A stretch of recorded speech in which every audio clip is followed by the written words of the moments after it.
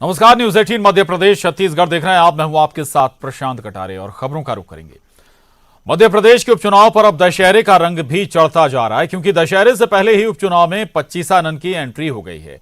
जहां रावण तो सुना होगा आपने, लेकिन यहां 25 की चर्चा हो रही है।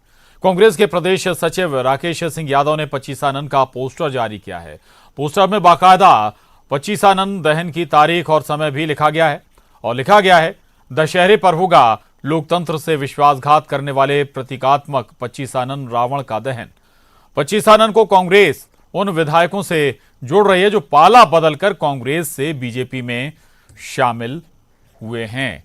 तो दशहरे को भी कैसे सियासी रंग आप कह सकते हैं कि दिया जा रहा है, और रावण नहीं, अब दशानन नहीं, अब 25 का दहन करेगी कांग्रेस। कांग्रेस ने एक पोस्टर भी जारी किया है और पोस्टर के माध्यम से उन तमाम नेताओं पर निशाना भी साधा है जो अपनी विधायकी छोड़ कांग्रेस से बीजेपी में शामिल हो गए। अरुण त्रिवेदी हमारे साथ जुड़ गए हैं दौर से और जानकारी के साथ। अरुण, महत्वपूर्ण है और इस तरह के आयोजन भी, आइए कहें कि त्योहार भी अब सियासत में पूरे डूबे हुए नजर आ रहे हैं। अब दशानन नहीं बल्कि 25 जलाने की या दहन करने की तैयारी कांग्रेस की।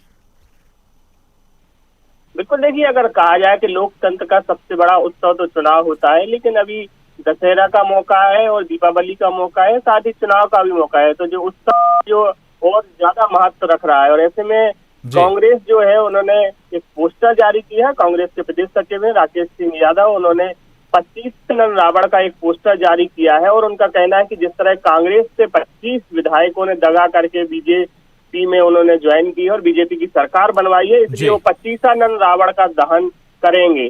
माना जाता है कि असत्य पर सत्य की जीत का त्योहार होता है दशहरा, और इसमें 10 जो शीश होते हैं रावण के, 10 सिर होते हैं, लेकिन उन्होंने 25 सिर बनाए हैं। और प्रतीकात्मक रावण का जो दहन होगा उसमें जो 25 विधायक हैं उनके उसमें चेहरे होंगे। तो ये पोस्टर जारी करके एक तरह से दशहरे के पहले एक 25 की एंट्री करा दी है कांग्रेस ने, और अब वो इस मुद्दे को भी जनता के बीच ले जा रही है कि किस तरह उनकी धोखा हुआ है, कि सरकार गिराई गई धोखे से, और ये सब चीजें हैं जो चुनाव में इसको भुनाने की एक तरह से कोशिश की जा रही है। बिल्कुल बिल्कुल अरुण, यानी कि रावण के 10 सर नहीं बल्कि 25 सर अब कांग्रेस के लिहाज से हैं। 25 वो नेता जो अपनी विधायकी छोड़ गए थे। 3, हालांकि 28 सीटों पर बाय इलेक्शन होना है, लेकिन 3 जो सीटें खाली हुई थी वो विधायकों की मृत्यु के बाद खाली हुई थी, निधन के बाद खाली हुई थी। असल में अरुण, स्वाभाविक है कि इस तरह के मसले उठाकर जनता के बीच में ये माइंड सेट करने की कोशिश की दगाबाजी कर ये लोग चले गए। बिल्कुल, देखिए, अगर देखा जाए तो देश के इतिहास में पहला मौका होगा कि जब 25 सर वाला रावण जलाया जाएगा। हालांकि अभी तक दशानन का ही दहन किया जाता है, लेकिन इंदौर में एक अनोखी बात होगी कि 25 रावण का ये दहन किया जाएगा।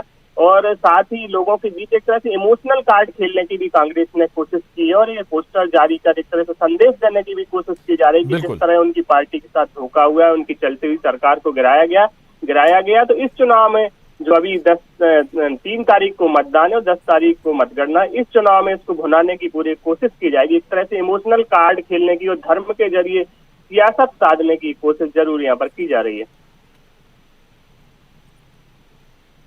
जी बिल्कुल बिल्कुल, बहुत महत्वपूर्ण है। लगातार दगाबाजी या फिर कहें कि सहानुभूति वाला जो कार्ड है वो लगातार कांग्रेस शुरुआत से ही इन बाई इलेक्शन में चल रही है। इसका कितना लाभ होगा ये अलग मसला है। शुक्रिया अरुण आपका इस पूरी जानकारी के लिए, धन्यवाद। आगे बढ़ते हैं। सवाल है कि आखिर